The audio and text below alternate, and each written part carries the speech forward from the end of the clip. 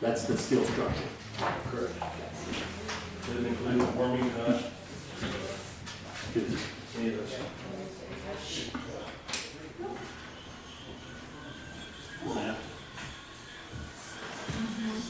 Have the mask up.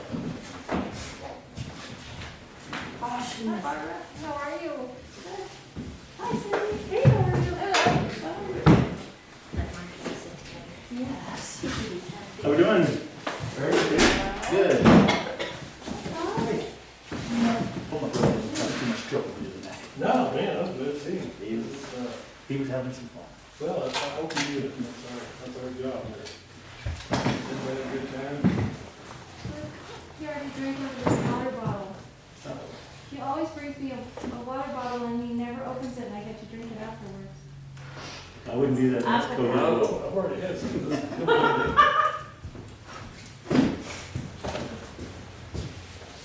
Oh, we're 2 minutes away and we've got 2 out of the 5 minutes. You can't play basketball if you can't hold the ball, I know you, that wasn't directed to me, but it kind of took the conversation I just had started. Sorry.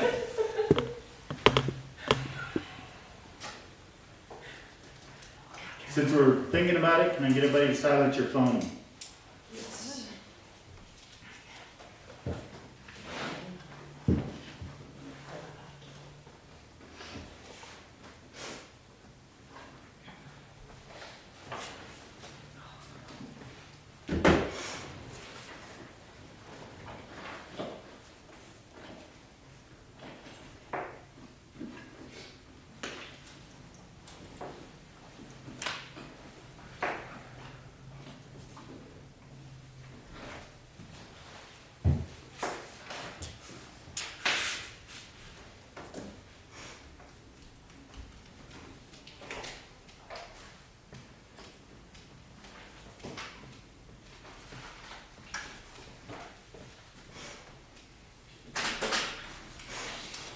We're up to a quorum.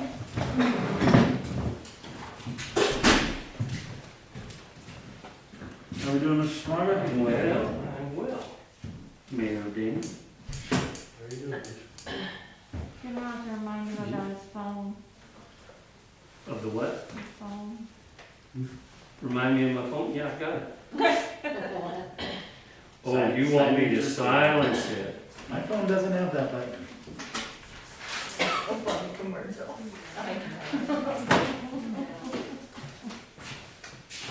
No, they all have it. Water bill. It's early. You can pay that Here. online starting next month. You can do it right Nobody now. can hack this. You can do it right now. Hello, sir.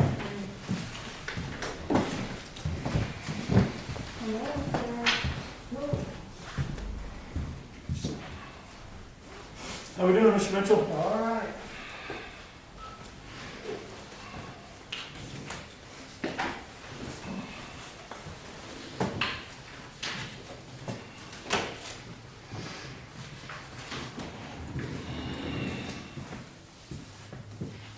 No, I haven't tried to pull that again. Yeah, it's okay. I'll treat it, no problem.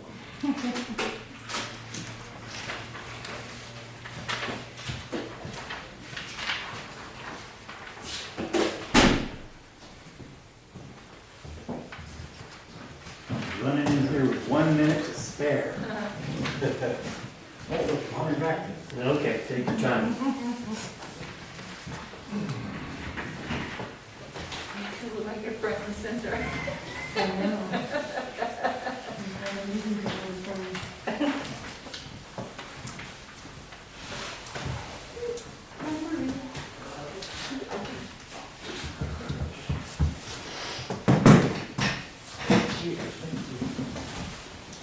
Okay, one more shot, and get everybody to silence their phone. And did everybody sign in? You don't have to sign in. Now I guess I'm over.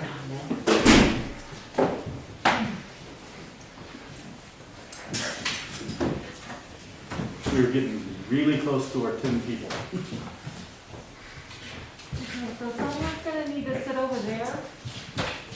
over the quarters. I can have one citizen. Is that Kim?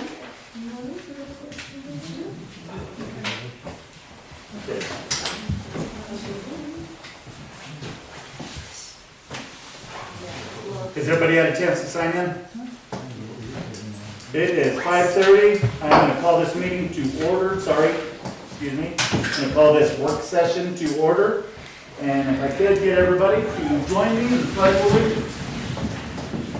I pledge allegiance To the flag of the United States of America and to the republic for which it stands, one nation, under God, indivisible, with liberty and justice for all.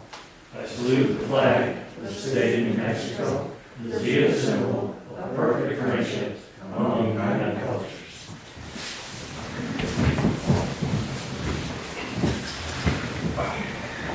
Okay.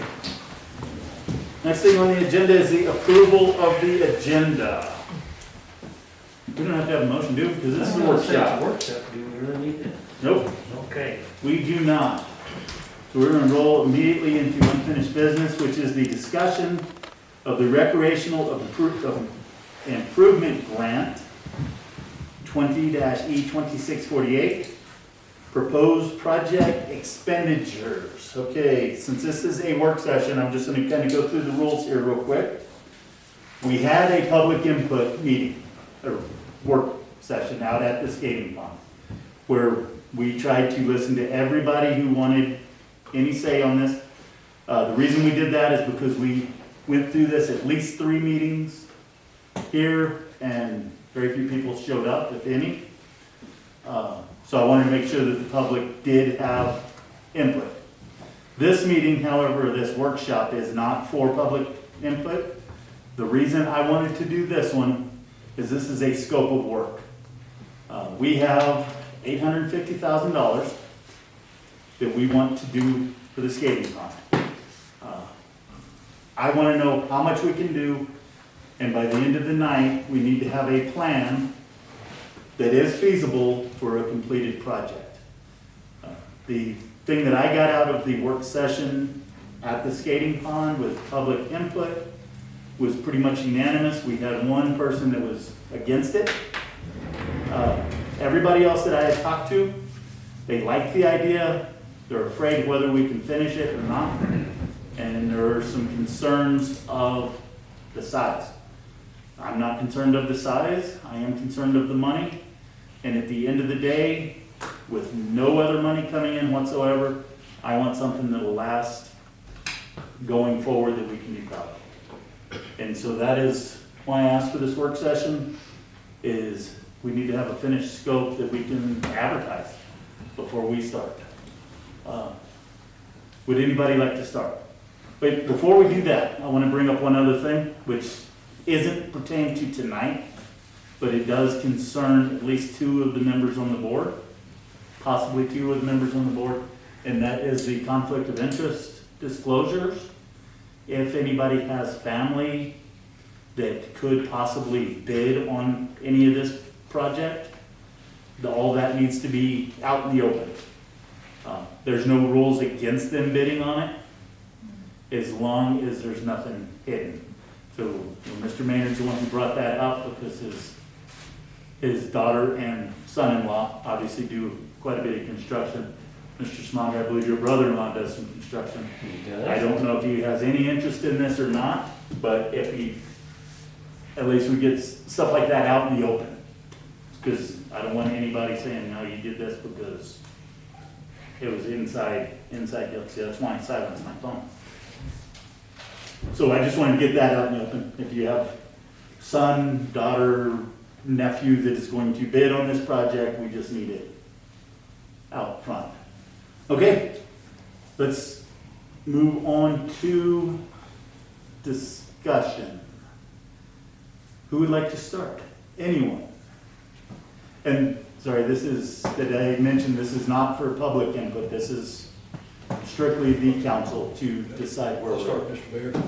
Okay, Mr. Manning? On the question of disclosure, we'll have a full written disclosure to present to the next regular Cloudcroft meeting. It's, we had the village attorney coach me in how to do disclosure to make sure that we are compliant with the Government Conduct Act and the procurement code. So that's just for public record. We intend to do that in writing. It'll be a sworn statement. It'll be notarized. It's as hard-hitting as we can do written disclosures. So we want to make sure that there's no misunderstanding or confusion by anybody in the community or on the board as to which companies I'm involved in or which companies may be involved in this project. So it's a good thing. It's a way that as we read the law, it's like if you do this, then you can't get in trouble. And as long as everyone knows what we're doing, that's the whole idea in transparency in government. It's what we lack in other parts of our government that I wish was adhered to better. So we'll sure try and set an example and show how that we think that should be done. When we first started discussing this project back in January or somewhere, with the support of council and the mayor, we were asked to form a feasibility study. The idea of the feasibility study group was to draw together local people and then try to see, I mean, could we do this in any way? And if so, how do we break it down into what different steps would be logical to be done and some kind of associated cost. So we made a list of items. The first goal was to be, could we reproduce a similar facility to what we have, but larger? The idea that this had been a progressive facility for Cloudcroft. It started back, James Sewell was our mayor. We had just a low spot over there in Zenith Park that gathered water. And it was the first ice rink I remember. We simply scraped the snow off and a little tiny icy patch you could play on. Everybody liked it. And then it went from that to the concrete slab that's there today. When we did the concrete slab, then we had some trouble with the sun coming in on it and heating up parts of it. So after a period of a few years, the council decided to have it covered. That coverage, and I don't remember the date, Bill, maybe you remember those years, but Roughly. it's been a while. When we did the covering, that was an uninsulated metal roof. What no one thought about at that time was that when the sun hits it would then radiate more heat down onto the ice. So that caused some issues where there's soft spots in it.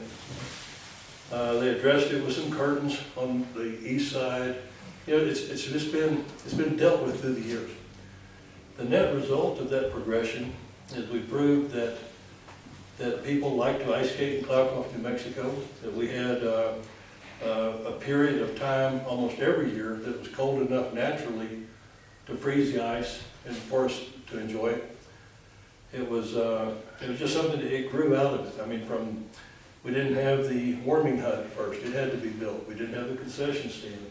We didn't have a building for ice skate rentals. We didn't have a Zamboni. All those things came through the years.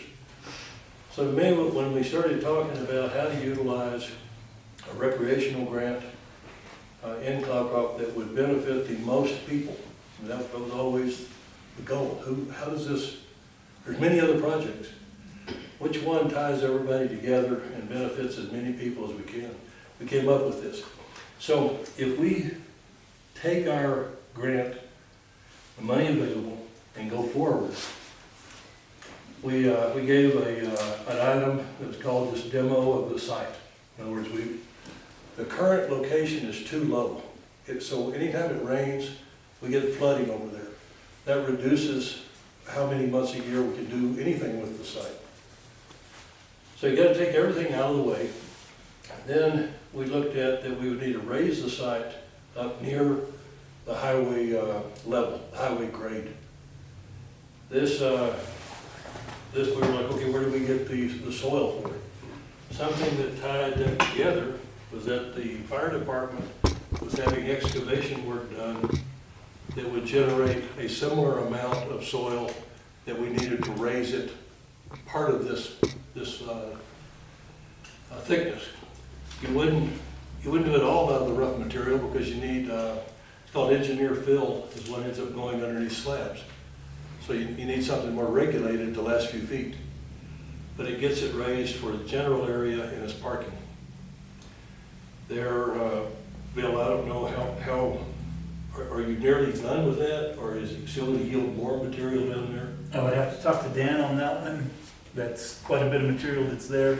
My understanding is he's hitting rock now. That's, the last I was talking to him, he was starting to get into the rock. Now, when it gets where he can't use that fill, he's gonna start taking it up to the maintenance. Yeah. He's only bringing in fill that can be used for this project. We had checked with the soils engineer, and the soil that he would approve for the compaction under a new project is called 4-inch and minus. It means the largest rock in it can be 4 inches. So 4 inches or less, and then he said we could get the compaction so the place won't settle or be spongy. So however much of that material can be used, it just reduces the cost of the skating rink project. The slab area, we tried to calculate it at 230 feet long, gives us room for bathrooms, a snack bar, ice rink, ice rental, those kinds of Zamboni storage, those kind of things at one end of the building. Then the width of 130 gives room for bleachers, or a walk around, or a place where you have a penalty box if you want it to be ice hockey. And then we priced in an insulated red iron building to cover it all. When you get up to these amounts, you're real close to bumping this $850,000. So that's where under the job of like, was this feasible? Well, we said, yes, we can reproduce something very similar to what we have, except much bigger. And that was where more or less our feasibility study ended. It was like, okay, we've done what we were asked to do. You never know your exact numbers until you go out for bid. But you're bouncing around the number that we need. So that's all. Feasibility is not finite. It's supposed to be exploratory. It's where you start.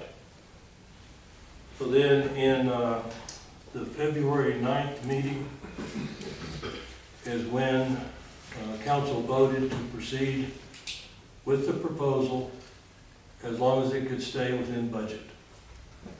Because you have to have a point of beginning. So to me, that's where we are tonight. Is that we've got an amount of money that is reasonable to assume we can get up to a similar project like we have right now, but it won't flood. It'll have increased parking that'll service people for all kinds of uses. And then it's large enough it can be a regulation size rink if that's where we want it to go at some point. So, may I ask, Jim, you're saying with the earth and the compaction and the engineered fill and the slab, we will exhaust the $850,000? And with the cover. All with the cover? Yes, sir. And that's an insulated cover.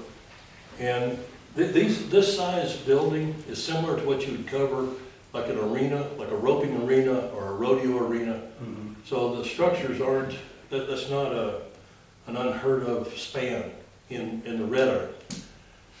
The red iron, when you get into it, red iron buildings, and Bruce and I have both built these things, they come either in 20 or 25 foot like bays. In other words, that's what the ribs go across.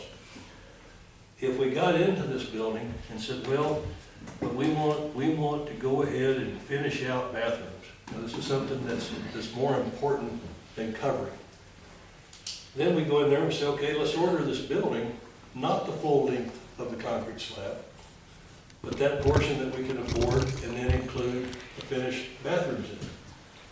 if that discussion goes forward and you say, no, we've got to have a concession stand, or a warming hut, or a place that the ice skates can be locked up, you start to build that back out of the budget that you gave yourself for the Red Iron building, because if you have the design of the whole Red Iron building, you can order it, you'll have to stay with the same supplier, but you can order that building up to any one of the ribs. That's the structural members that hold it up.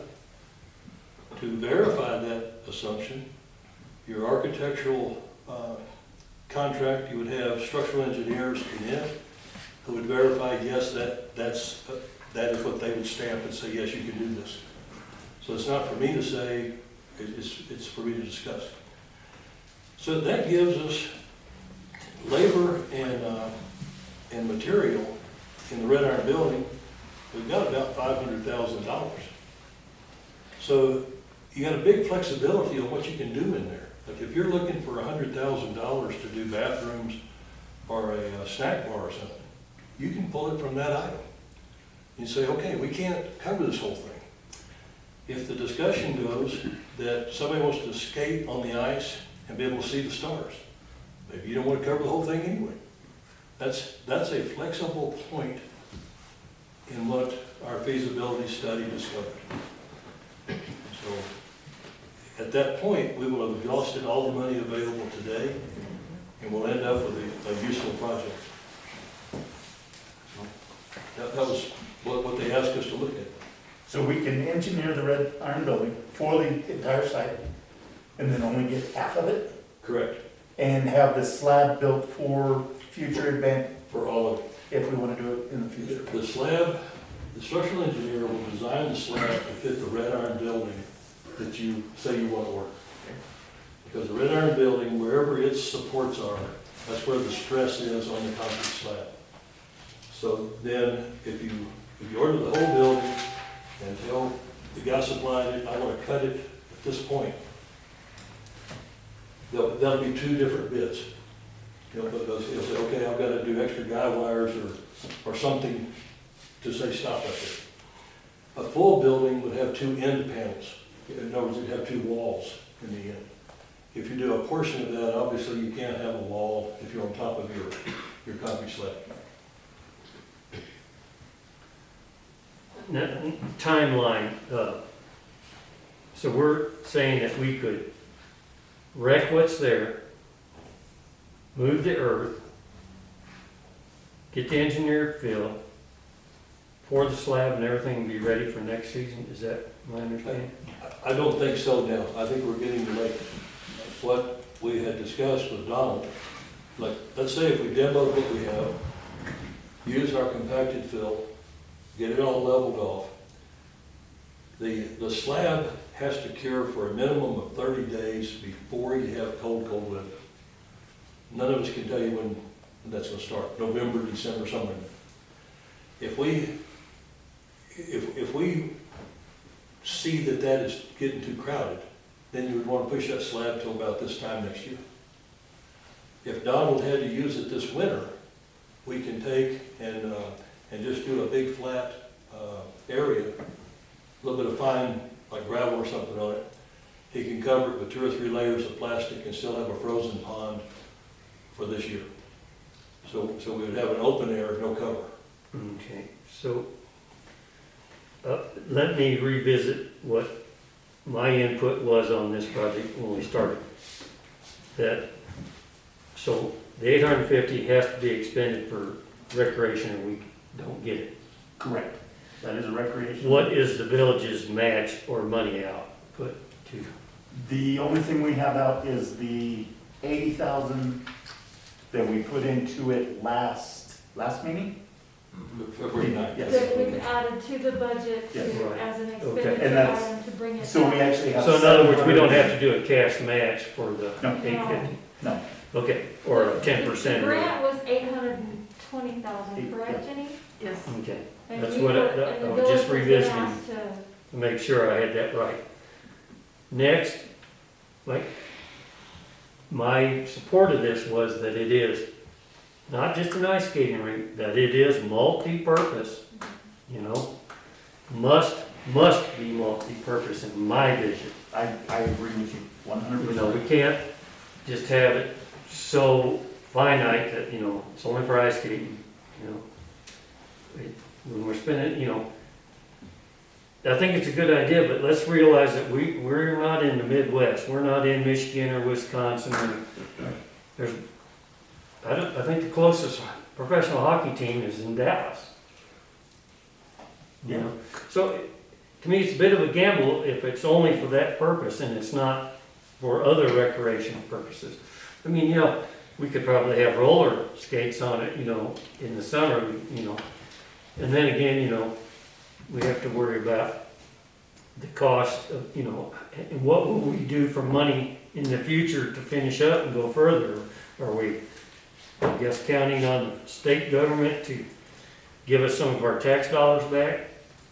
If we get lucky and get something in the future, I think we look at it then. But I think right now, we don't plan for the future. We plan to have a finished project, even if it's half a building and half open slab. That's my opinion. I don't know How what does your that opinion is. affect, Um, the ice? I know we had talked about the building that's up there currently, the roof is not insulated and everything, so the sun comes down on it.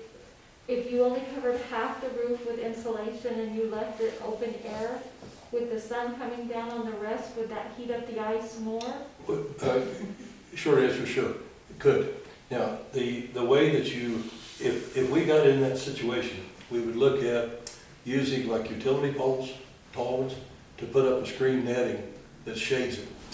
The Village of Taos does a shade cloth all the way around their outdoor rink, because that is something they fight. They don't have a cover at all. They just use a shade cloth and then refrigerate their slab. So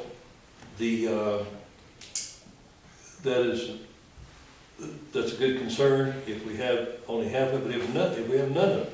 And the idea was, if at every step of this, we said, okay, we only have this much money. This isn't open-ended. So it shouldn't be an open-ended project that you can't have closure on. Now, these are, we get this thing, let's say we just get up through the slab area. Okay, now you've got a slab that can be frozen and used. You'd have to shade it some way or another. If you only have half of it covered, you have a skating area twice the size of what you have right now. So we achieved our goal. We made a better covered ice rink than we started with. And the slab that you're talking about currently has the tubes for refrigeration later. The tubes have to be in there now, correct? I think the tubes would have to, you have to decide that, like, before you pour the slab. It's either in it or it's not. There are two different designs on a refrigerated slab that I found. I mean, there may be 10 more. I mean, again, we've been digging, a lot of people send us articles. It's an ongoing study. There's one that you do, and you can only have it refrigerated in the cold months, but because of the heat of the ground. There's another design that if you do it, then you can do it year-round. When we looked at Los Alamos, Taos, I don't remember Santa Fe, but they all had portions of the year that they could afford to do this. Those cities made the same decisions we're going to wrestle with. How much does it cost to heat it, or to cool it in the winter? Much less than it does in the summer. And they looked at their tourist draw and said, well, in the winter, that's when people want to come skiing and that's when they want to come ice skating. So that fit along with Bruce's idea of then now what would we do with it in the summer? If you've got a nice big open air spot, a lot of parking, right across from your school, it's the heart of your town. You can do whatever you want to do there. It's, think of the benefits to the community. Did, in your conversation, I don't know if you had conversation with Taos, city management or city council, and if they gave you a cost, line item cost, like, you know, this, I'm not trying to get off this ball, but a lot of people say, well, we need an aquatic center. That would be better served to the village.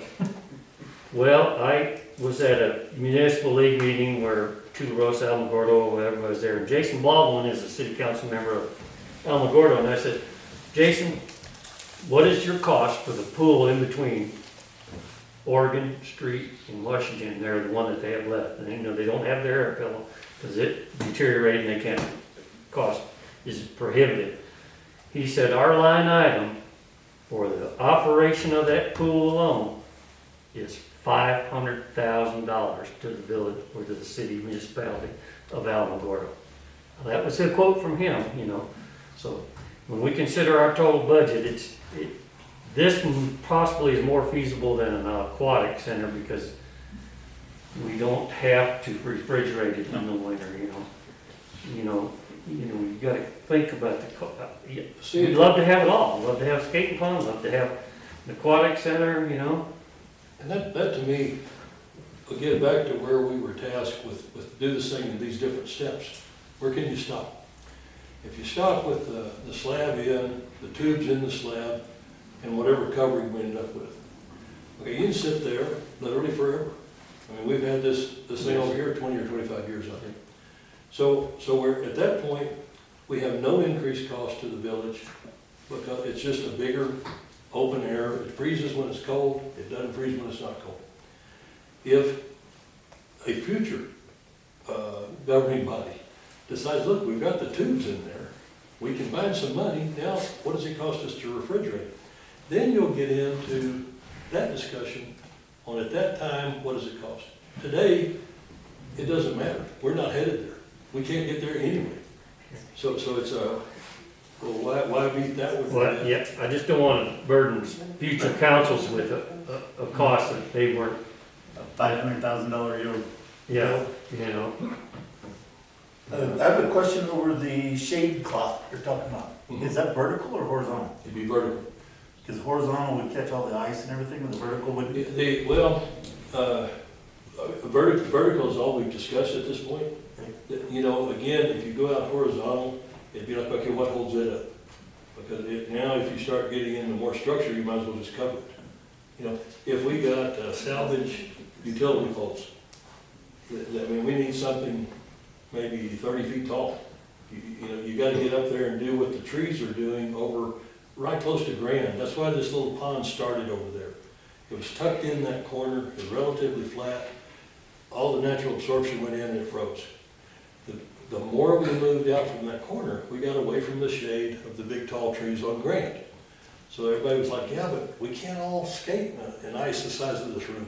We had to have something bigger. So that's when we started learning, okay, you get out there in the sun, it's not as cold. Now how do you counteract that? Shade cloth is one way. That's affordable, lasts 4 or 5 years, you redo it. But you would need, down enough. you'd need poles, I think 30 feet tall probably. We could know that. You say, okay, what about in December, January, February? That's your winter months. So what do you need to make a certain point in that park the coldest possible?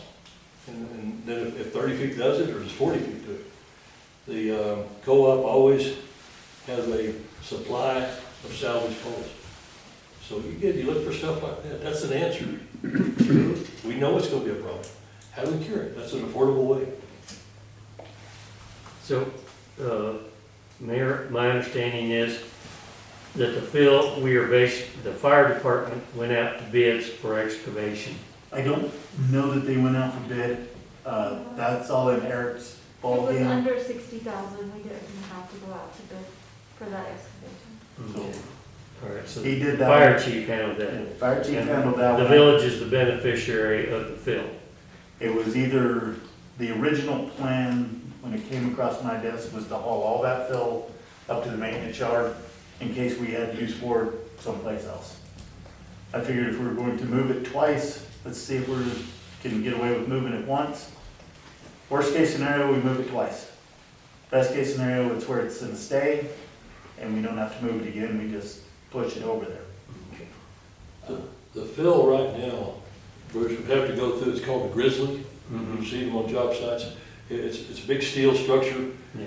and you pick the dirt up, dump it through it, rough stuff stays on one side, the fines go to the other. That would be the processing that's required of the fill dirt where it is. there would be a percent of it that is too big and not usable.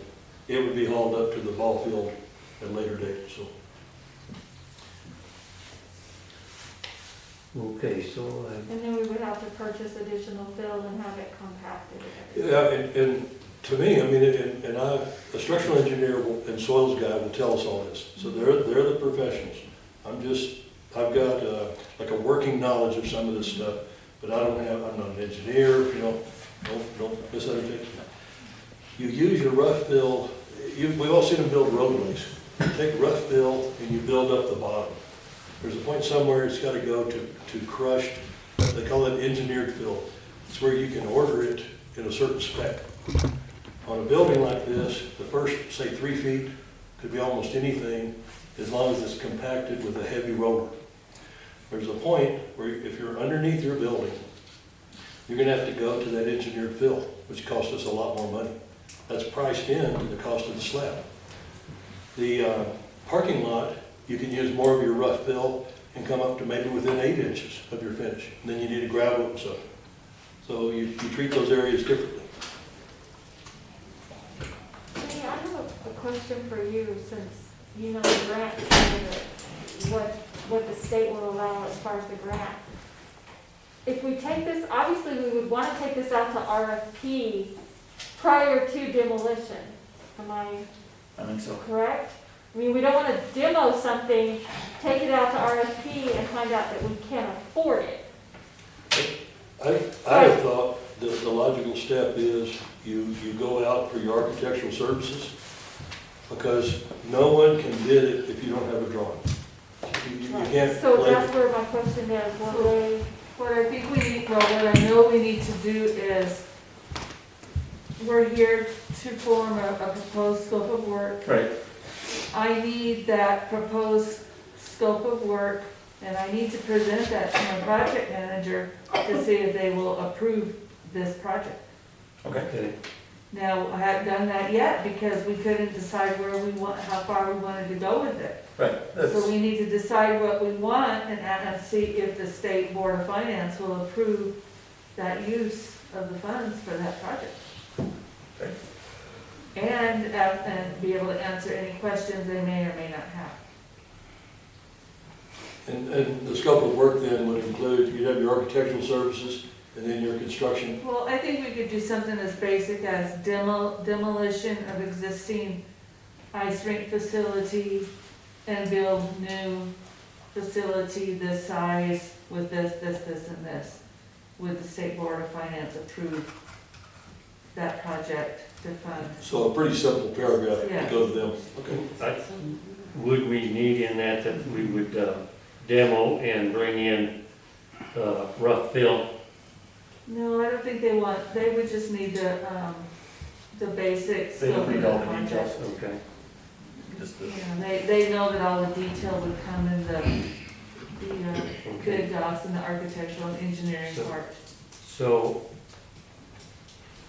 yeah, so I'm thinking, so we have to get on the ball or lose this money. It expires in 2024, but, so I would need the dimensions of the existing, then the dimensions of what, The existing is 60 by 120. That does not include the warming hut or the snack bar. But I didn't measure that, we can, but, this is just this is the slab in the metal building. yeah. Back to the, sorry, Mr. Mayor. No, you're good. Back to the soils guy. He said we can leave the slab that's there because it's gonna be buried so deep, but we have to break it so that any water can percolate through that and not create another problem. so, and then what would That's safe money. what would the dimensions of the new structure be? If we did the full size that we studied, it would be 130 feet wide and 230 feet long.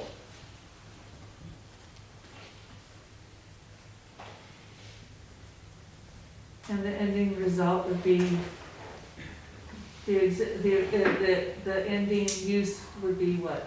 A covered, naturally frozen ice facility. Covered natural. purpose. Sorry? Multi-purpose. That's Yeah, multi-purpose. there you go. Because there's no problem using this during the summertime. So we could do other things in there. We could have the farmer's market in there. So We could have a drop-down movie theater. That'd be a the, great big building for that. the, There's a lot of things we could do in there all summer long. Right now, part of the problem that we're having with this, it's hard to do anything in the summer, because you do have the rains and the flooding. And it's dirty and it's just, Or, so in that engineering, will we address water ponding that exists now? I think, How will we alleviate that? I think what you'd see in the site plan, it'd be like, where does your water go? Okay, they'll show you the contouring, because your slab is gonna be your high point. Your parking lot's gonna drift off. We've got a culvert comes underneath the highway right now. That is called an equalizing culvert. It's supposed to be level, you know it's not. Okay, what it does is allow the transfer of water from one side of the highway to the other, depending on where it needs to go. So you can't block those things. So it has to have a swale line, it is like a ditch, if you would, in your parking lot. That has to carry the water back to the part of the park that has not been raised. So your water that is right now going in there and flooding our parking lot by the skating rink would go further, I don't know if that's north, but maybe east. I think it'd be east Turn around. and then to Alamogordo West. And then, because that's a natural saddle in between two high points. So we can never change, like water has to go wherever it would have anyway. So we're moving it from this side 100 feet to the north or east. a lot of it will go over towards the school, Right. which the highway department's supposed to be working on that drainage. And they're counting on that culvert. But of course, this is the highway department that we're dealing with, so it could take several years. so does the multi-purpose surface, does the tubing allow for that under the floor? I think it, Yes, I Sure, mean, yeah. you're not even gonna know it's there. It's completely encased in the concrete. And, I mean, it'd just be like anything else in concrete. The wear surface is a few inches above it. So that would be like a 6-inch or thicker slab. If you can imagine one design, again, I found multiple designs on tubing. This isn't a one answer deal. There's one design, you have small tubes about the size of your finger that run nearly touching each other. Another design, it had larger, like 1.25 tubes that ran 3 inches apart and had to be deeper in the concrete. There were, in glycol chillers.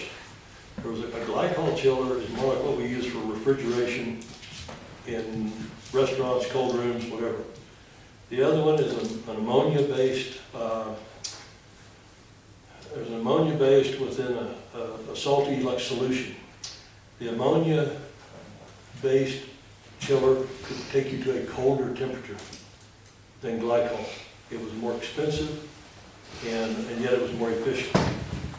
Each of those has their own tubing. So at some point you have to pick, here's the path where we're setting this up for. okay. George, I need some questions. What's the estimated time frame? When we supply this information to the state, what's our estimated time frame for information back from them? I don't have one, I have no idea. Okay, now, the project has to be completed by 2024. Yes, sir. Do we have to complete certain steps before we get to 20? Does a certain amount of money have to be expended every 6 months? No. So it's a full 20? Well, we've already obligated what we have to at this point. The rest would be, close to substantial completion within 6 months of the expiration. And you know, if you did a timeline backwards, I mean, like if we were to demo the site, is that a month or is that 6 weeks? That's not a weekend. That's, so you say, okay, there goes like 6 weeks. If you go to raise the site, you need to get this done before it starts flooding over there. You know, because our weather here, whether it's raining in the summer or freezing in the winter, is going to change some of this. So that's where each of these steps, if we try to wait until, I mean, there's some point where the comfort level has to be obtained, and you say, okay, because of weather, we need to go forward with 1, 2, 3, where are we going? We can't go out to bid for all the red iron and its labor to put it up till we have a complete design. Whichever architectural firm ends up winning the bid, then you gotta work with their schedule. A lot of those guys, they can't do it tomorrow. They're gonna say, okay, I need 2 months to do the drawing, and maybe I need 6 months. I don't know. So those are things, the weather is one thing, and then when you get into professional services or contractors, you've got their schedules. That's why it sounds good that we have until 2024. That time will go by so fast, but the older I get, the quicker that stuff, I can't slow it down. Well, I'll email DFA in the morning. So I think that's the initial place, and then with their blessing, then do you go forward with your request for a bid to architectural services? Well, whatever we're instructed to do, we will do. Yeah, and I guess they would pay for that. Or unless, I mean, it seems to me like you have to determine whether it's even feasible to be done within the realm of the funds before you go out and demo that site. Right. I would hate to see the Is that what we demolition. committed the 80,000 on the village side for, was professional services? Yeah, Yes. well, no, I was told it was for demolition of the site. And in my notes, I mean, that's for you guys to decide. But the demo of the site and then the raising of the site would use somewhere around 65,000 of that 80. One of the structural engineers, like a $10,000 or $15,000 range for that engineer. They're Yes, going to be. the first step would be for architectural services. I think because the architectural services would coordinate all engineering. Sure. You get this stuff in a group, or you can't keep track of it. Yes, that's what we would do. Okay, just because we're looking at money, and I know this is against the plan, the building that we have there now is 60 by 120. If we were to remove it,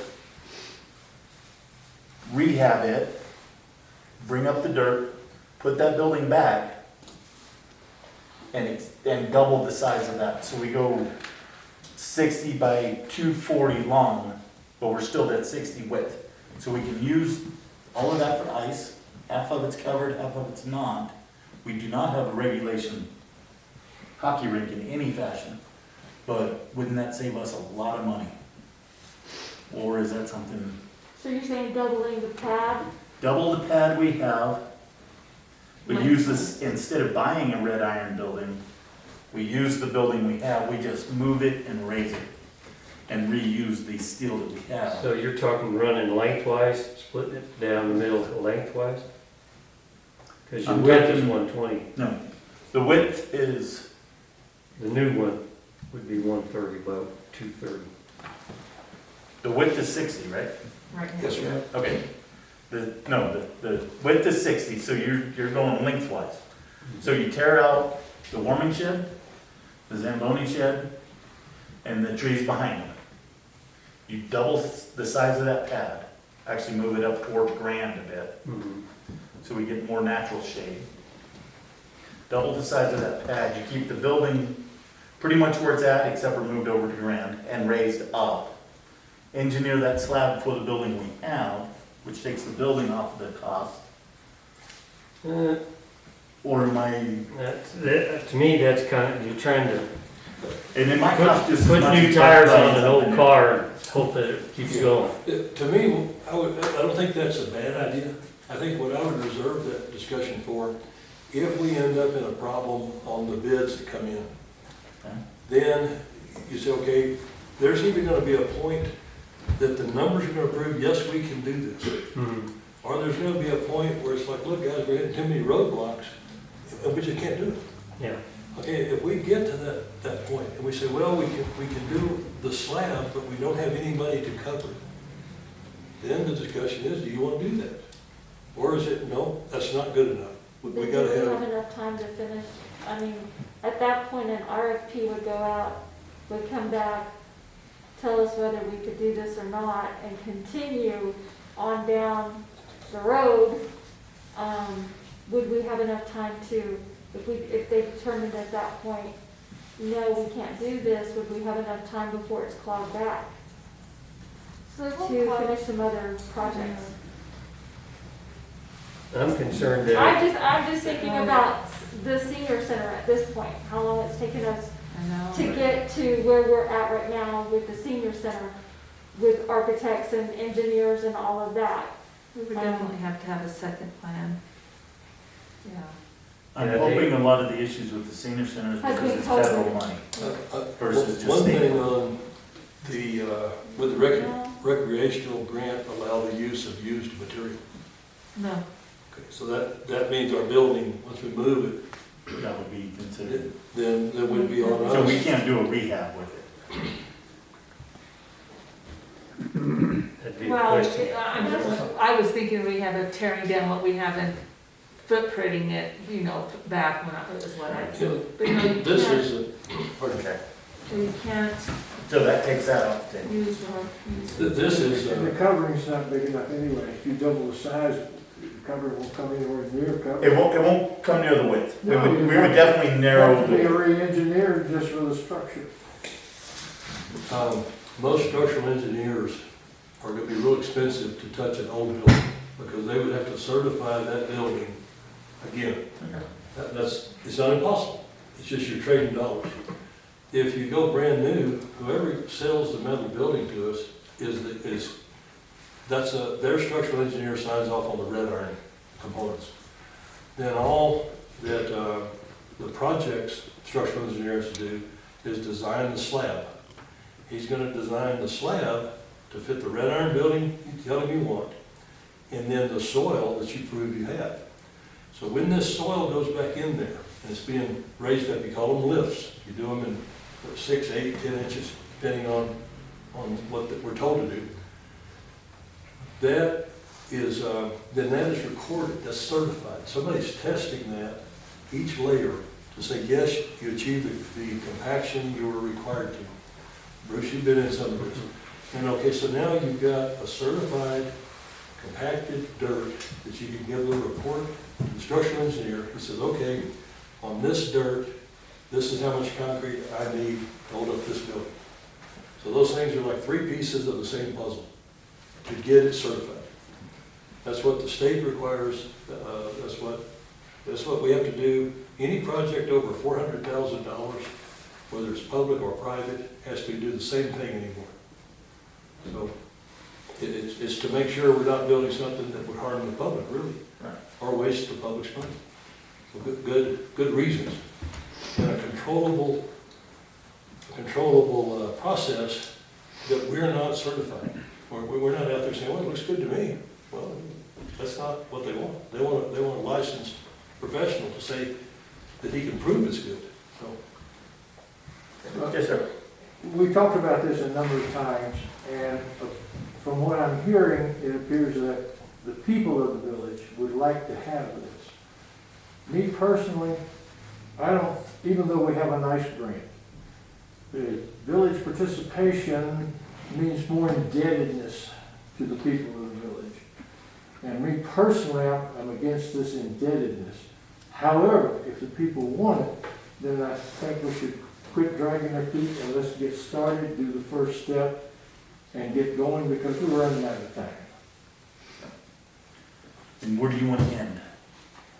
Do we, When we get our engineers and our bids back, we'll know in a better condition where we are. But since we want to, apparently the people want to go ahead with the project, let's go ahead and do the first step, spend the money, whatever it takes to get the engineers and the architects involved, and find out what it's going to cost us. Bruce? Yes, I agree. You know, that's our first step in this process. We've got to get some actual cost evaluations done. Well, if we do that, keep in mind that if DFA says yes, they'll approve this, and we go out to bid, and we start spending DFA's money, we have to complete it even if it means spending our money. Well, that's why we allocated the money to make I sure, mean, either, do the if they engineering. approve this, if they approve it, they're gonna say, yeah, you can use all the money from the grant, and we have to pay for the rest, no matter how much it comes in over bid. We just can't go out to bid, don't like the prices, stop and expect the grant to pay for it. It won't, it doesn't work that way. Right. But That's why we put that money in there to do the engineering. But if people bid it, and let's say it goes over, you can go back and tell them, look, I can't accept that bid. Sure, I gotta mean, you lower it. can And then they negotiate gotta it. come back in and say, They just- okay, You can let me negotiate cut it. off 2 Keep days in of the mind, bill. anything over, we would have to pay to complete the project. Yeah. Well, that's my concern. I think We wanna know, we gotta have some figures. we absolutely need the slab. I think we absolutely need a bathroom. Electricity, We have to have electricity for some lights. Other than that, obviously, we need the metal building at least engineered. I don't know that we need the metal building right now, as long as it's engineered for the future. What do you think? Or partial metal building? I would go out for bid on it until you prove you can't afford it. I mean, you carry it as far as you can at the logical conclusions. Now, you have to have a slab before you put the building on. The slab has to be designed to accommodate the building. So you gotta have a set of plans from the metal builder. Those, you're gonna know very close, they will give you quotes on the metal building before you even have it, where you enter. If you accept their bid, you gotta put about a third down. There's no turning back then, you own the building. They will give you quotes, or this way we've worked with them in the past, so that you say, okay, today if I bought it, it's this much money. If you fiddle around 3 or 4 months, it's gonna cost more. Steel right now is fluctuating, all construction costs are off the charts. George's statement, if we're gonna do it, the sooner we get it done, the less it costs. You study it for another year, it's gonna cost more. Your grant is 90% or more of your projected cost at this point. So you've got about 10% back and forth exposure for the village. Then the idea of reducing the covered area, if you got $100,000, let's say it's $100,000 that you just can't make work. I don't know how it would work if we went back to DFA and said, look, we can't do a 230-foot building in our budget. We can do 200 or 180 feet. You know, but I don't know that technical part. Well, so even though the $80,000 was gonna be set aside for the demo, we're gonna have to rename that. yeah. 'Cause we're gonna have to use the $80,000 in village money for professional services I or want to part. play devil's advocate here for just a second. We just went through this, y'all just asked me to go through this with the police department. And we went through it with contractors who actually came back with bids to put a pad, do the geotechnical, do the compaction, erect the metal building, all of that. That was a 34 by 50 foot building for $400,000. And now we're talking, 230 by 130. yes. So what I'm saying is we didn't go out to bid for that. We begged, borrowed, and stealed and brought in contractors and said, please give us estimates of this. And then we presented it, and that was the cost of that size building. So that's what I'm comparing it to in my mind. They're like apples and oranges Are they? on the kinds of buildings.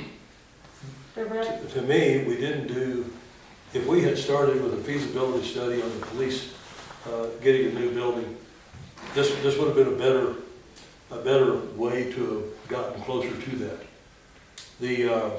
So to me, they're apples and oranges, and don't, until the numbers prove we can move forward, or the numbers prove we can't, then we got some different designs that would build the building for around, the building as a unit was $300,000 delivered in Cloudcroft about 3 months ago. What it is tomorrow, I don't know. Right. Is that a frame, just a frame? That's just like Well, the we gotta remember, building. the red iron building is just great big pieces of steel, Yeah. Like every we're talking 25 about. feet, Right. and then a roof. Just the roof. Doesn't have any walls, So nothing. it's kind of like what we have up there for the police department, Right. but that has sides and roof and everything. It'd be very much like the structure Yeah. that's there on the skating pond now. Okay. Exactly, it's just like what we have now, except on steroids, it's much bigger. Right. To put it an example, like where these beams come down and meet the post, the one that I looked at, this webbing was almost 5 feet thick, where over here it's maybe 2 feet. So I mean, huge amount of big, heavy red steel. And that's, because you want that span uninterrupted, is why it has to be that big. We looked at a cheaper version, is where you come in, the regulation size hockey rink has to be 85 feet wide. If we put the post at 85 feet and then took the extra further out, you'd have a post here in the way. If anybody sits in the bleacher, they're trying to watch the play and the post is blocking it. That's a cheaper building. It still covers the same area, but it's because it reduces how much steel it takes to hold that thing up. When I looked at a couple of, I was trying to remember, I'm getting it mixed up in my mind whether it was Los Alamos or Taos, or well, there's one in Colorado we looked at that had done it the old-fashioned way to make it cheaper. Their bleachers, you just see these dead spots, anything going on out there, you just can't see what's going on. So we didn't go that way. We said, no, this is a better design. In the end, it gives you a higher quality place instead of trying to. Oh, I'm not trying to make Yeah. it cheaper, I don't want it to, I mean, Yeah. Well, obviously I'd like to go out and spend $2 on it, yes, but I'm just, in my mind, I'm comparing it with contractors that are state contractors that are going to be bidding on this, what their cost for putting up a building, not even a quarter of this size. This, to put it in perspective, see this, like I call it the assembly. $6 a square foot, $8 a square foot, somewhere in that range for red iron erection. Those are wild numbers. I mean, it's 25% difference right there. But that's on a, as a conversation, not where they're looking at a set of plans. So, okay, how, you know, what do you want me to do? They can't really tell you how much you're gonna charge. You say, here, I want you to build this, you know? And that's what, even with the police station, I think that's what is bad. There was never a full set of design. Oh, yes, sir, there was. Yes, there was. It Anyway, was stamped off engineered sign. the red iron building, Yes. but not the finishing side. So anyway. Correct, and that's where I'm scared. Apples and oranges on that one. Well, so we need to rename the money that we allocated for professional services. That'll give us whether we can proceed on or not. So we want to put it out. Instead of, I don't think we should demolition anything